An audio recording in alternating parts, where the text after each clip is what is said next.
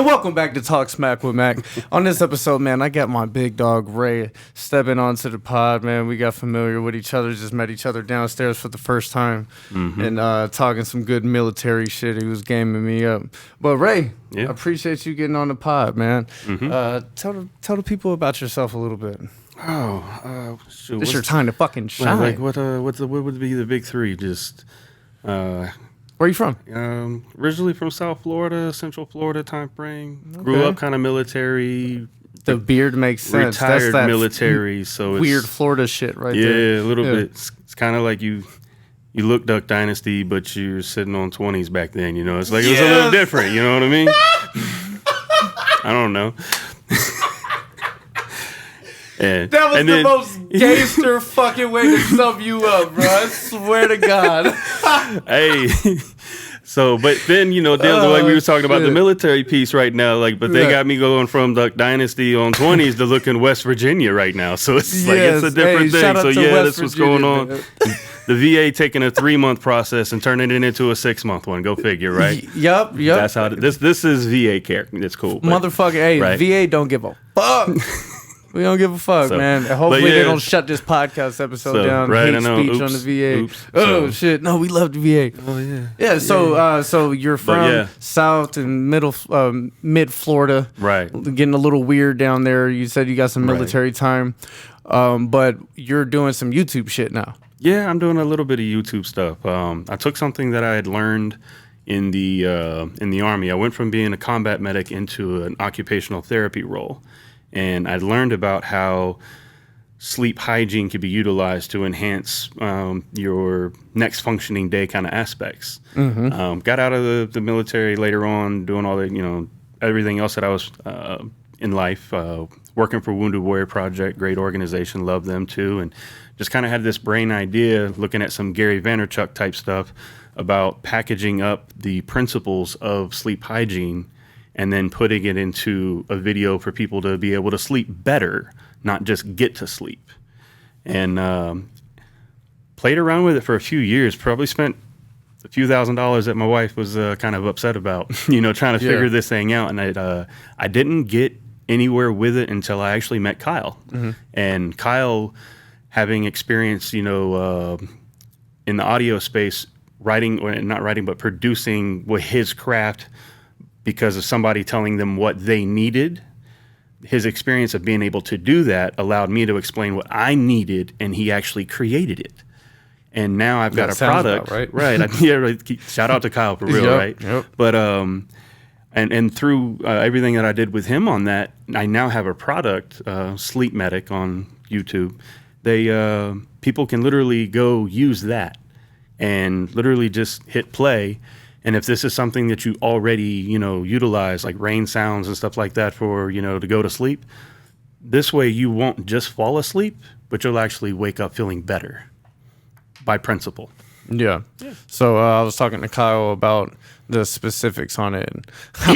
I'm not no motherfucking sleep genius whatsoever, but from my understanding, it's you have this sound that is keeping your subconscious busy. Right. As you're sleeping, we have what are known as primitive reflexes. When you're asleep, eyelids are shut. If somebody was to turn the light on, you inherently wake up. That's because your eyeballs, so to speak, without getting too deep into the medical aspect, the eyeball itself does not stop receiving information and data. So the moment somebody turned on that light, all of a sudden everything went light on the other side of there. The eyeball caught that, sent that message to the brain. Primitive reflex says, something just happened outside. Make sure we're okay. Yeah, you need to get the fuck up. So you wake up and you go, okay, all right, I'm good. I can go back to sleep. Through like this one, 10 seconds after the video starts, there's literally just a, hey, thank you for using this video. Please subscribe type of thing. And then it just goes black screen.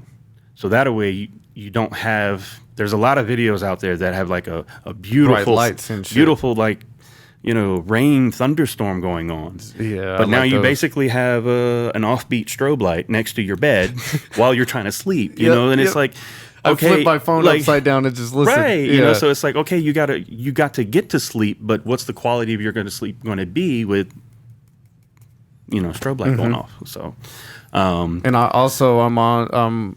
I have the understanding that your YouTube videos, the sound lowers after a certain time. Yes. The moment you hit play, It gradually decreases. It's already built in. Like, you find a volume that you're comfortable listening to it. Start there. But for explanation purposes, if you had the volume maxed out to 100%, from the time you hit play all the way to about like the 7th or 8th hour aspect, it's on a actual gradual decline the entire time. So you get a bit of ascension or descension with the volume, so it's automatically lowering for you. So if you start at a volume that you're comfortable with already, which hopefully isn't 100% when you're trying to sleep, but so when you go from there and you start to drop it down, by the time it gets to that 7th or 8th hour for you, it's going to be dang near 30%. You're hardly going to hear it. You're barely going to hear it. So you literally went just from enough to keep you right. You went from being at always 60% volume with most people start in like the 60 to 70% range. So you go from being in that capacity the entire time you're sleeping to now getting into a space where you're actually getting more quality sleep in a compacted time because I started that process at the very beginning. Nice. Yeah. So when you couple that two primitive reflex aspect, man, this teeth thing sucks sometimes. I bet. I can't even imagine. It's tough, man. T's, V's, and but. Hey, don't cut that stuff out, man. This is fun, man. It is what it is. So, but yeah, when you couple those two things together, it's just compounded interest as far as benefit. And the first couple times that I remember getting the product right with Kyle and using it myself, I used it the first couple of days, man. I was waking up feeling like I got hit by a truck in a good way. Like, imagine just like so much coming off of you. It was just like almost exhausting of a feeling as well. And it was just like, wow, this is crazy. Like, holy shit, this is working. I got to tap in, man. Sleep Medic on YouTube. That's some good shit. So I know that this will help people with like tinnitus and shit like that. I would hope so. I don't have anything that would prove otherwise or for. I have a belief aspect of, having tinnitus myself, unfortunately, knowing that constant ring is, but I would imagine that frequency that I hear, let's say it's at like 0.67 hertz, whatever it is, or whatever that decibel, however they want to evaluate that and assign that level, I can't imagine that we all have the same one. Yeah, no, for sure. It would all, yours and mine would vary. So I would think that one video that might work for me might not work for you, but something that would work for you might not work for me. So I wouldn't think there'd be a cookie cutter aspect. And hopefully the fact that Kyle and I are producing a lot of these. Maybe one of them will. You're able to find the one that works for you. Right. Gotcha. Currently, I think I got between 8 to 12 videos up there right now. Nice. It does take time in research and aspects and then Kyle's process to do. So we try to do batch work on it, put 2 or 3 or 4 of them together, and then we're going to start releasing them like maybe once a month and get that going. So that way we can get the content out, get it up, and then start titrating it out. So that way, as much as I want to push it out there, all of it at once, the way digital marketing and algorithms work on these platforms, if you're not posting consistently, then you'll never be found by masses at all. Yeah. So unfortunately, you're going to have to titrate that out and kind of just drip it out there so that it's a consistent kind of thing. It's a struggle. Right? It's a struggle, man. And the more you know, the more of a struggle it goes. Yeah. It becomes, so. Because you get more tedious with the process. Everything has to be perfect. Yeah, we're good. Yeah. Let me go ahead and get a little They're teaching me things over here. Yeah, trying to learn at least one new thing per day. But yeah, shout out to Gary Vee, man. Gary Vee gave you that inspiration to go and get after it. He's a motherfucker, man. He talks some shit. I signed up for his little text message. I wish I could know like where his actual address was, and then find like just. I have a weird life where I meet random people sometimes, and it'd be like some weird A-lister type situation. If we met somebody from like the Jets or whatever, and be like, "Hey, could you sign this, or whatever," and just randomly shoot it over there because a lot of the inspiration that he's had has been really cool and my life. But it was like, how would he genuinely like to appreciate something too? And you listen to some of his stuff, you would understand like his love for that team, and it would be like, that I think you would actually appreciate. You know what I mean? That'd be dope. Yeah, that man wants to own the Jets. They're actually kind of decent. They're going to be kind of On paper, it's looking interesting. They absolutely dominated the draft last year. And then off season as well. Getting Aaron Rodgers, bringing them down, bringing them up, I should say. And there was who was it that did somebody just leave? I've been working I think about like 20 hours worth of putting in some hours and on some other stuff. And I saw something. I think a receiver just left from the Jets. It could have been somebody else. I am not sure. Yeah, got to catch up, man. Yeah, but no, they're looking pretty solid, man. Yeah. So we'll see what's happening, but. It's time to get to the meat and potatoes of this shit, man. You said you're a basketball fan. Primarily basketball, yeah. And when I said that, wifey, I made a look and made like a little that was her over there. Like you don't know who the fuck you're talking to right now. So hit me with the basketball shit, man. Who you like? So I have a unique relationship with sports. I don't follow teams. I'd rather support players. I don't cheer for Coke or Pepsi. And that's what all these teams have basically turned into. They're all, it's really kind of like a regional pride kind of aspect, veiled in allegory of business. I see when you start to understand and start looking at more business side of things, and you start to see how trades, maneuvers, and processes are going, it's like, are you really trying to get wins? Because as a fan, that's what I want.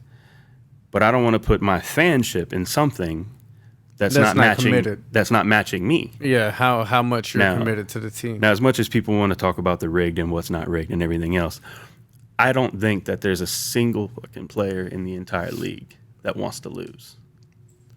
So them winning. I disagree. I feel like there's some people in the league that's just collecting a paycheck. They don't give a fuck whether they win or lose. I can't deny that. And then there's other players that's like, shit, we could lose as long as I put up 30. Let me restructure my statement. For a competitive person, because I'm a competitive person, I hate to lose. I think for those people, I'd rather support players. And there might be a player on another team because I'm a fan of this team, I would never buy that player's merch where they would get a paycheck. Being more of a fan type of aspect of players has opened up more of appreciation of my game. That's big, because I was always being a Laker fan and a infatuation with Kobe Bryant, man. I hated on LeBron for a long time. Same. And then Kobe. Oh my God, I used to hate Kobe. Kobe is just absolutely amazing, bro. So upset at myself. You hate him? He wasn't Jordan, you know what I mean? And it was the capacity of which LA fans were very much like Cowboy fans are, so that kind of thing. Back then, Kobe was just being forced down your neck. And it was like, look, we want to do like a passing of the torch. Back then, kind of capacity was understood. It wasn't like so much of the GOAT conversation back then as much as it was passing of the torch kind of thing. At least that's what it felt like from where I was at and what I was dealing with athletics at the time. And yeah, it just transferred, man. It was like, what the fuck?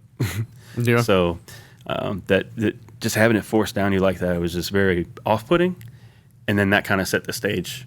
And then I want to say in the latter part of the career is where I really started to actually like back off of transition from the hate aspect and go, I really need to appreciate, because regardless of what and how I felt, he was producing. And you kind of objectively, you can either objectively acknowledge it or dismiss it. But if you dismiss it, then you really are got to look in the mirror and say you're hating. Right. Yeah. So it's like I couldn't, and I don't want to identify in that capacity at all. So he's great. It is what it is. Got to start to appreciate, and I'm glad I got to during the last few years of his game. Yeah, yeah. Because that grind years in the aspect, like I'm 41 now. And I remember what my grind years were like when I was still pushing when I shouldn't. And it gave me more of appreciation remembering back, and I'm glad about that.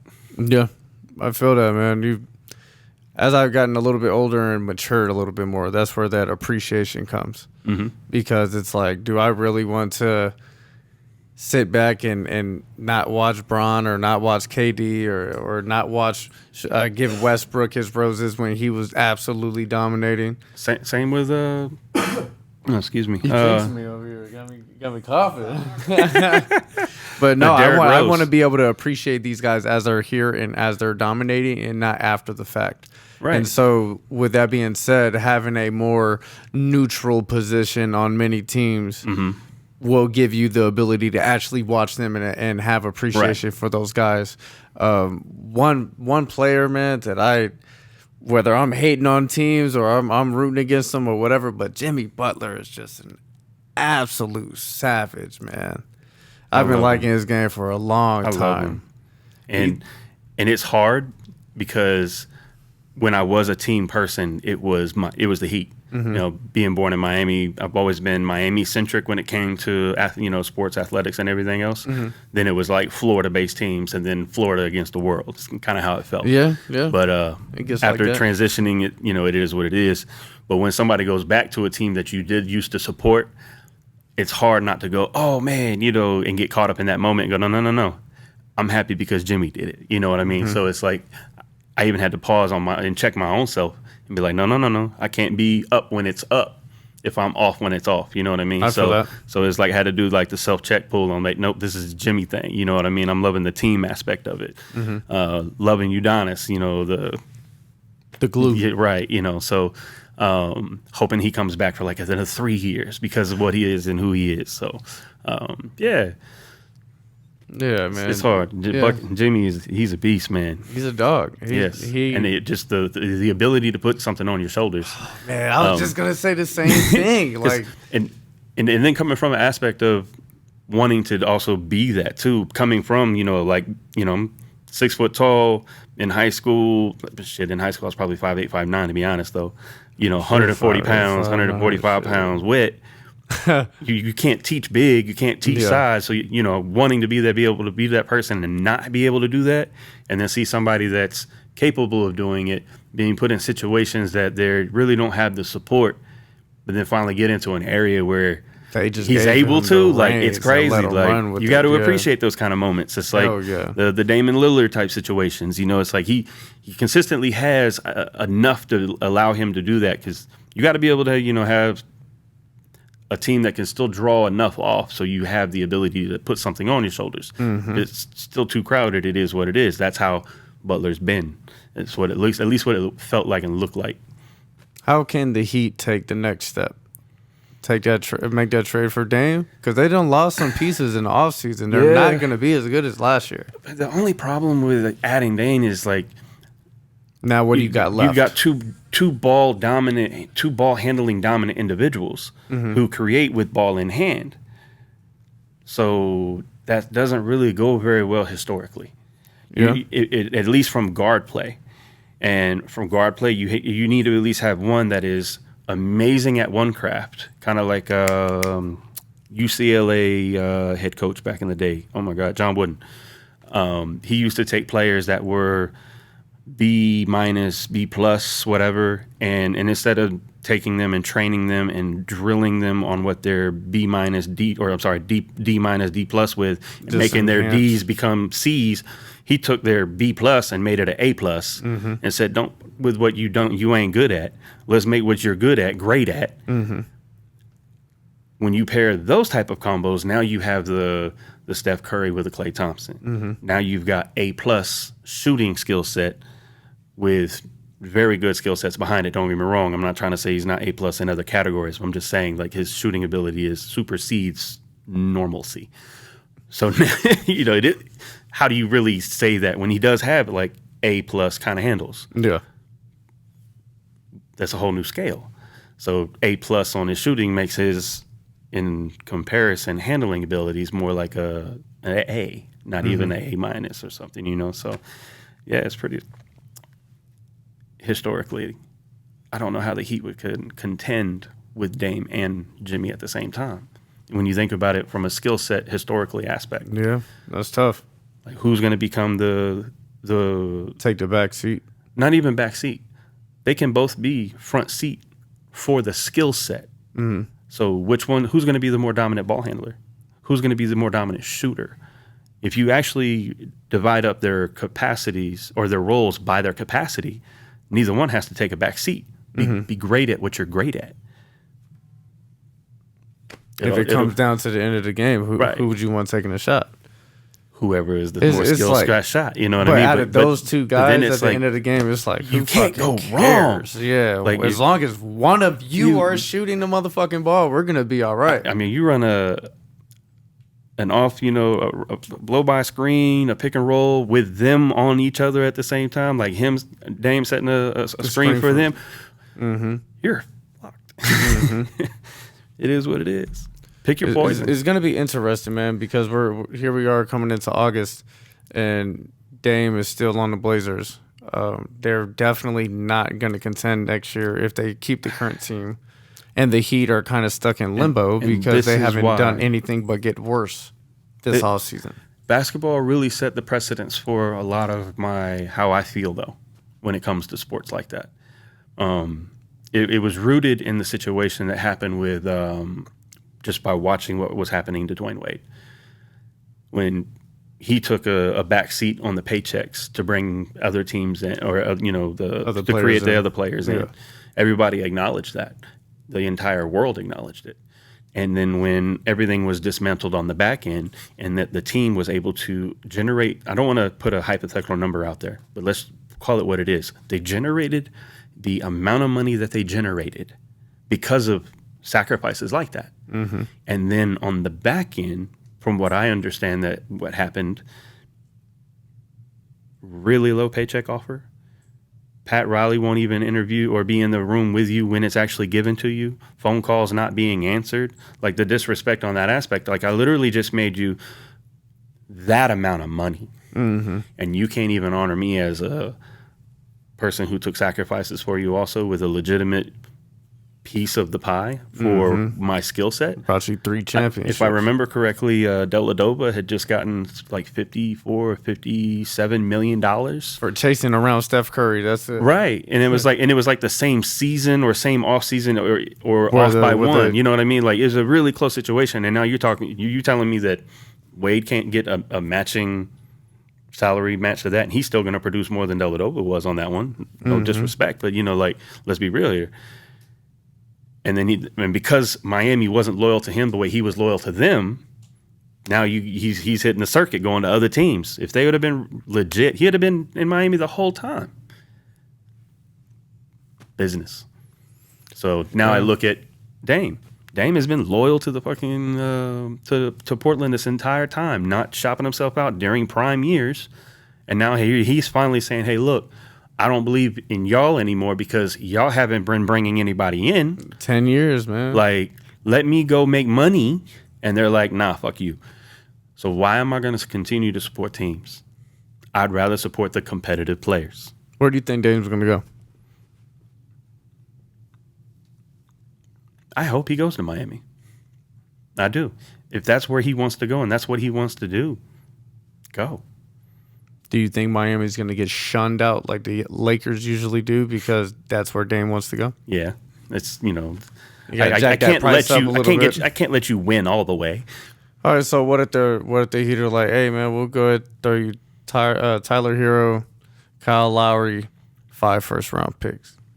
I don't even know if you could do that yet. I don't know what Miami has, but let's say don't get me wrong. I wouldn't throw Kyle Lowry in there. If I'm Miami, I'm not giving him up. That's a big salary filler because after like maybe one more year, Kyle Lowry's going to be gone anyways.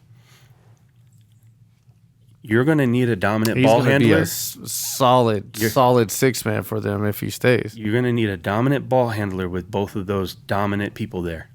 So, all right, then we'll say... Especially with championship pedigree and experience. This is Dame, though. It's like beggars can't be choosers at this point. If the Blazers want Lowry, they're going to get Lowry. They could get Duncan Robinson, too, though. But it wasn't too long ago that Robinson was a negative trade asset. Remember when he got benched? Right, yep. So it's like he played good for a little bit. Now is his trade value really that high with that big-ass contract that he has? I don't believe so. So I don't think that's going to push the needle. Tyler fucking Hero and Duncan Robinson, especially off of those other, Dame? especially off of those other injuries too. Dame was just averaging like how many games? How many games did he miss? Who, Dame? No, not Dame. Hero. Tyler Hero. Yeah, he missed all the playoffs. Damn near, right? And then like 2-3 weeks before, I think it was like tail end of the regular season, maybe first so round. You're basically coming off not being able to prove that you came off your injury. So it's like, do I really want to invest on somebody that hasn't proven they've overcame their injury? So that, if I'm investing, that decreases the value as well. I don't think it puts them in a rush position because they're not going to give up Bam. If they give up Bam, that's stupid as fuck. That would not make them better. Have a bunch of guards out there getting fucked up in the paint.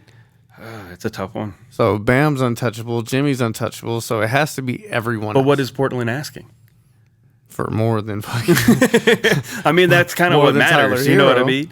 Yeah. So it's like, what are they even wanting? Lowry. I think the Celtics, they're out of it after trading Marcus Smart and Porzingis. They just signed Jaylen Brown, so I'm sure they can't trade him yet. I think there's like a time period before you could, Jason Tatum, no. So I think the Celtics are out of it. And then I believe Dame Phoenix has a no trade clause. So Phoenix it's like, is overinvested. Oh, yeah, they're not getting nothing. I heard some rumblings of the Spurs. Clippers? What about Clippers? Oh, I know the the Clippers are trying to get James Harden, but it's like if the consolation prize is Dame Lillard, it's like shit. But at the same time, you still get James Harden. Like, if you can? No, if you get James Harden, it's like, yay, we got James Harden. Oh, yeah. But then it's also like, oh, shit, we got James Harden. So definitely. Like, all right, so let's say the Clippers, because they got a package, man. Mm-hmm. Would you do like Paul George in a first round pick for Dame? I think I would do that. And then you would have Kawhi. Because you still got to worry Westbrook. about the health when it comes to Paul George. Yeah, he'll give you solid 35 games. Yep. All-star, almost superstar 35 games. Mm-hmm. Kawhi would give you about 16. So now you got who's gonna? Oh man, that'd be a very interesting dynamic. It's gonna get interesting because that's one big ass domino that has not fallen yet thus far in this offseason. You know something that I haven't heard anybody talk about yet? The appreciation of what basketball is right now at this particular moment. As far as like the global impact that basketball has? Not impact. Just NBA surface level here. I mean, for the last 10, 15 years, going into a season, we had a pretty good fucking idea what was going to happen. Mm-hmm. As far as like everything, if you're on this team, you're not leaving. Not just that aspect, but like how the outcome of the season was going to be. Like we knew, predictable. We knew Miami was going to fucking be coming down the clutch. We knew the Spurs were going to be, beasts. We've known that Golden State was going to be, in the finals. We've known so where much, and it was so predictable within like 2 to 3 variances. Mm-hmm. You know what I mean? Right now, with everything that we've got going on, with the influx and the way that pieces have finally maneuvered within the last 2 years, it's kind of given us more to fucking talk about. Mm-hmm. Because like right now, if I had to tell you top 3, who do you think is going to win the finals as of right fucking now? Right now, it's top like 3. I have to give it to the Nuggets still. Mm-hmm. I got to give it to the Bucks, and I'll give it to the Celtics. And top 3. So top 3, and out of those, we're dealing with one team that was a first round swept. I mean, like that's pretty fucking tough. Yeah. Like this is unusual times territory for fans that actually appreciate the game. Yeah, because most of the 2010s we were like, oh, it's going to be the Warriors and the Cavs. Again. Pretty much, it's like, what the fuck, man? Now since 2020, we've had a little bit more like yes. Like, okay, cool. Shit. Hey, I'm watching games with with play sets that I really typically don't watch. Mm-hmm. I was never watching the Bucks versus the Sixers. Yeah. Oh, but man. Now, like, oh shit. Oh my God. I pray for them to match up in the playoffs every single year. Like, I want to see this. I'm like, let me see. You've never been saying this before. Antetokounmpo just beasting each other in the paint. I mean, Slapping and the shout out shit to out them of because each other. where we live. I don't know if people know about that, but like getting to be able to get easier access to go to like D League games and watch the Antetokounmpo brothers. Actually, man, now you can't say that when it's hard enough to say with teeth. Can you imagine saying it without teeth? Holy shit! No offense. The Giannis and his brothers. Yeah, the Giannis' brothers. Like you get to see them out in Vegas, and watching them in that capacity also is like just appreciation for the game. You know what I mean? Yeah. And it's really dope. So Yeah, man, that's good shit. Well, give us your Western and Eastern Conference matchups and then champions, i.e., NBA Finals.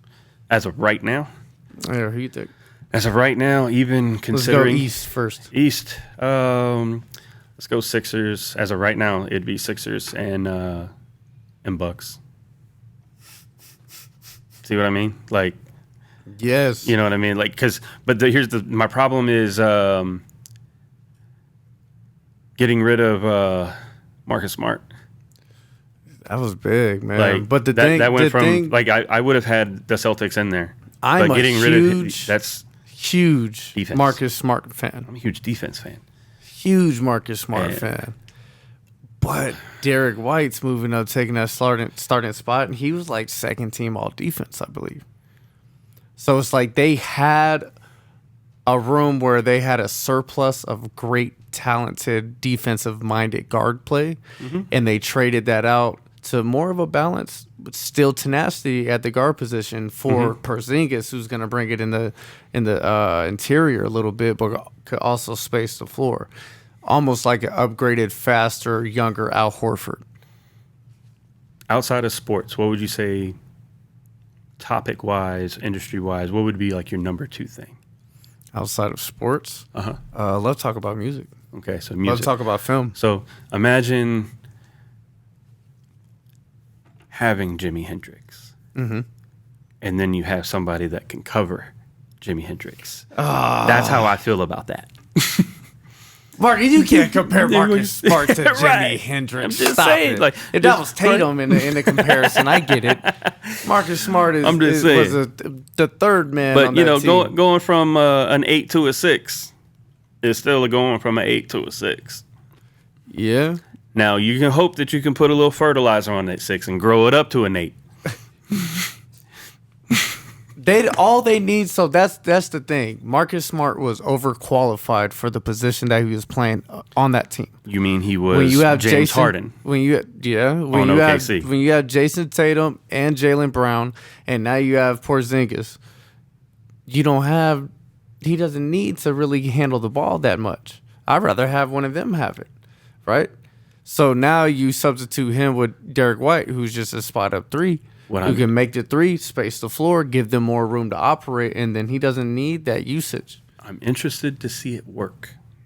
I want to see it work too, because Porzingis Don't get me is kind wrong. of shit the I bed don't- everywhere. I don't want to when it mattered. I don't wish bad basketball on anybody. Well, fuck the Celtics though. There you go.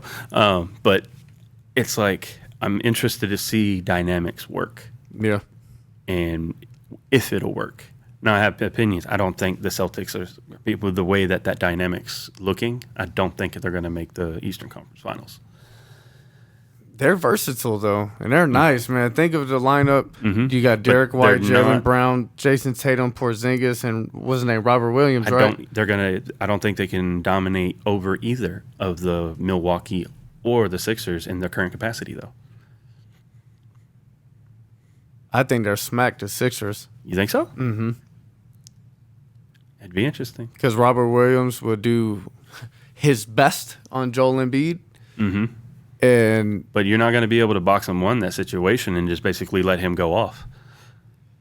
I just think the Celtics got too much firepower for the Sixers. Because by moving Smart out of the situation, Al Horford's going to have more of a role in this capacity. Do you think so? I would Because I believe think so. Porzingis is gonna. Derek White's gonna fill the minutes, and Porzingis is gonna take away the need for Al Horford, other than in clutch situations. I could see Al Horford coming into the season in the playoffs and playing a solid 18 to 22 minutes.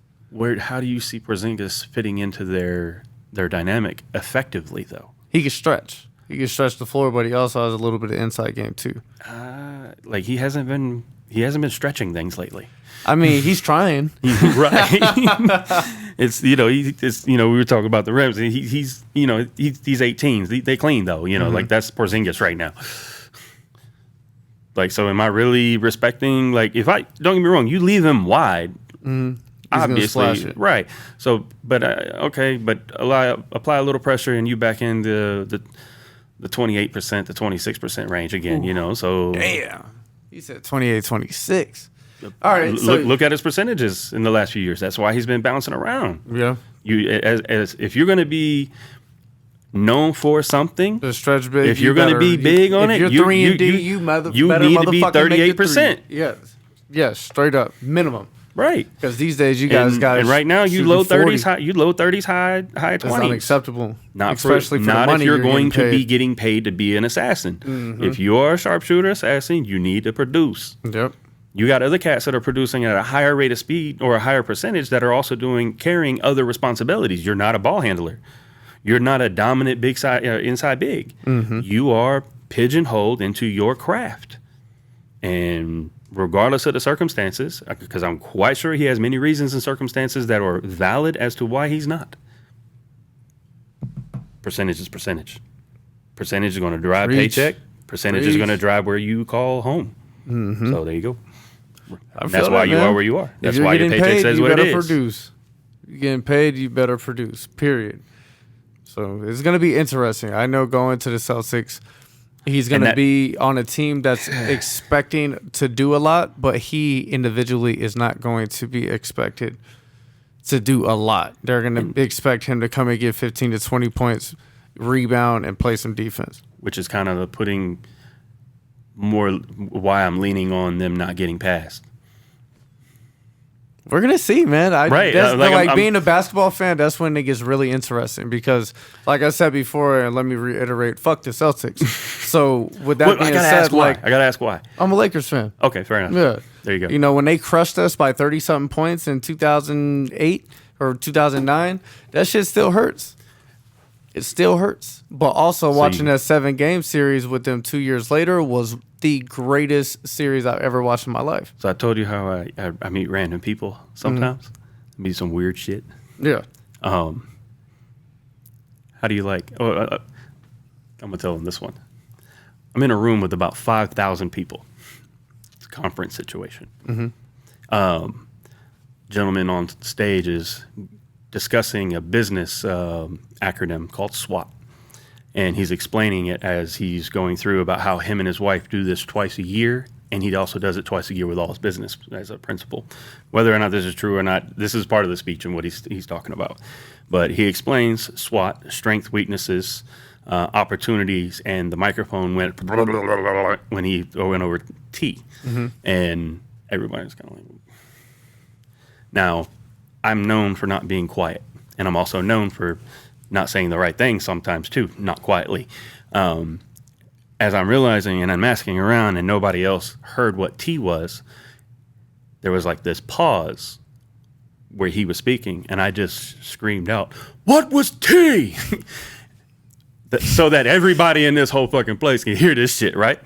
And then he just like, T was threats, so twice a year he goes over strengths, weaknesses, opportunities, and threats within his marriage and all his businesses is what he's telling us. And he broke it down, which was pretty dope. But when he said, well, T was threats, because apparently he didn't realize the microphone went out. Mm-hmm. Like a few hundred people were like, thank you. And he was like, and shout out to whoever, asked that too. So at this particular moment, that's when I raised my hand and was like, I got you, bro. And that's when the guy looked at me and realized who I am, what I am. Look at what I look like, right? He goes, hold up, everybody, stop. I need to get a picture with that beard. And then he climbs down and takes a picture with me and interviews me in front of 5,000 people. And that's how I got interviewed by Magic Johnson. I've got the pictures to prove it too and everything. And yeah, man, hold on. Shout out to Magic, man. Back to the Lakers. Shout out to the Lakers. That's pretty badass. And I even wore number 32 in high school because I'm a Magic fan. Did you run the point? No, I was a shooter. All right. Hold on, let me see You if I still can. play now? You ever get out there? I want to, man. I got hit by a truck back in like 2018. That sucks. I had bro. had an SUV that decided they wanted to like park their SUV in the back of my Altima while I was in it. Yep. Yeah, shout out to Atlanta traffic. Golly. Yeah, that's fucked up. Yep. Well, shit, man. When you're So back on the court, all the way up yeah. to like what 38, 37, 38 years old. I was still hooping. Last Beer couple, just fucking flying. man, everywhere like and I shit. do a crossover, come back, and then like this It's is trailing hey, you, eh? you know, like Ah. gotcha, bitch. Oh, And man. trust me, when you get crossed over by like Duck Dynasty, nobody lets you live that oh down. my god. Because don't get me wrong, I'm a two competitively. You put me in rec, I can run point. Like Yeah. there's a difference to how things go. Like next level stuff as things start. Like every level of basketball I've ever played, it just got continuously faster. Yeah. And I would have never seen the level of basketball that I saw if it wasn't for my wife also, because she played Division One, made it to the Sweet 16, played. She was a part of like the WNBA when it kicked off back in the day, that whole nine. Nice. Played professional ball overseas, all the other kind of thing. On the Yeah. pod next. You Right. hey, you brought up the couples pod. When Yeah. I'm ready, I'm gonna get you guys on here. We're gonna talk some hoop for sure. Yeah, so I mean, for you know, with military athletics, you've heard of All Army Athletics. She was the team captain for the female and the All Army basketball. We got some All Army and hoopers. All Army and All Armed Forces team captain for like many Yes. years. So as much as I like to think that I'm a The hooper and you're everything else, actually her playing resume, second oh my fiddle. god, her resume murders everybody I personally know. Fire, man. That's Yeah, dope. so it's like, yeah, I'm Good her stuff. biggest fan. I ain't gonna lie. Yeah, it sounds like it. It sounds like it, man. I'm definitely gonna have to get you guys both on the pod so we can all talk some shit together. But Ray, I do got to get to class. Yes, bro. man. I gotta I've had a do lot of fun, man. Do my thing and host some shit down at the Dream Tracks Academy. But before we go, Bucks Sixers, who you got? This round, I'm going Bucks. Bucks going back to the finals, man. All right, in the Western Conference, who you got going to the Western Conference Finals?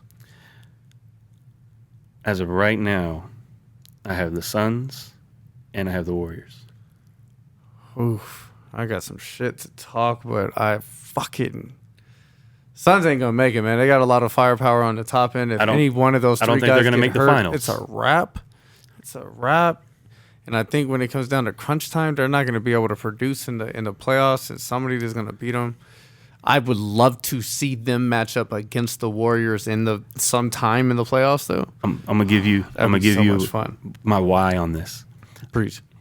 I think the situation with Chris Paul, he's never got to play with championship caliber teammates at a like in their type of setting.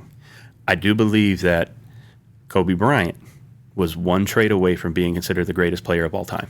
Oh yeah, he would have got 7. If he, if Paul George, I'm not Paul George. If that Chris veto Paul never happened. if Chris Paul had made it to the Lakers, there would be no discussion right now about who the GOAT was. The amount of championships and everything else that would have happened with him being at the point and Kobe being at the man, that would have been insane. They fucked the Lakers. They fucked the Kobe entire legacy of basketball with that, in my opinion. But with that now, adding Chris Paul at the stage that he's in now, adding him to the Warriors, I can't rely on him, so to speak, in the playoffs and beyond, but I can everybody around him. And him still being around and not necessarily being the deciding factor is almost like just adding a shorter, older KD, so to speak. Yeah. This is going to be very dangerous for them. If he's healthy, come playoff time, he becomes a super duper star. Right. Chris Paul is different, man. And he's a amplifier to the people around him. So Oh, for sure. now you're amplifying Steph. Now you're amplifying it's like Clay. Like you're amplifying. Like thought Draymond you already could need pass? to tone hit Shit. Dre down, and now you're amplifying him. Like, Yeah. dude, if he catch you in the nuts now, they're going over your shoulder. Like I pray for that guy. But So you got the Suns and the Warriors, and you got the Warriors coming out facing the Bucks in the finals. yeah, and no idea where that direction is going to go after that. It's all just right, going to be a man. matchup play after that. Just matchups. You and Shamel have the same idea. Oh, well, he said Lakers and Bucks. You said Warriors and Bucks. Bucks It's is coming interesting. out the East is what it seems like. I just think they're This is their last they're year offended. to- They're the level of if they're offended, You must have forgot. That's what they're fucking right? saying. Y'all just dismissing us now? Yeah, I mean, they like you said, we did overlooked get ourselves. First. We overlooked ourselves is what happened. Like, I think that if they are as offended as I would be, we're going to the finals. Yeah. That's that Kobe mentality bullshit after losing that one right now is what they should fucking be on. Yeah. All right, man. done. We're going to leave it there. You got Warriors and the Bucks. We're going to revisit that. Opinion when I get you guys back on. But with that being said, that sums it up for this episode of Talk Smack with Mac Ray. It was a pleasure talking to you. I hate that it was cut short, so I'm definitely going to have to get you back on because the conversation was getting a little spicy. You know, we have so much basketball shit that we could talk about, and it was kind of rushed because of time. But with that being said, man, it's always a pleasure talking to another basketball fucking Same head. here. Hey, you do listen, man. You got the mic stretch. Yes, I appreciate it, man. Every time I have somebody get on the pod for the first time, I give them a chance to just blurt out what you got. If you want people to follow you on some social media or go check out Sleep Medic on YouTube. Yeah, even if you don't use those type of videos, just when you're doing YouTube stuff, just the subscription alone really does help. Please, even if you don't use it, just go subscribe. Sleep Medic, it's got the red cross kind of like the medics do. You know what I mean? So I mean, even just the subscription, you ain't got to use it. I would encourage it, but just the subscription alone would be very grateful. Yeah, man, for sure. Subscribe, Sleep Medic on YouTube. You will be getting a subscriber from Talk Smack with Mac for sure. Appreciate it, bro. But yes, we're out, people, man. I got to go get to Have work. fun. Peace.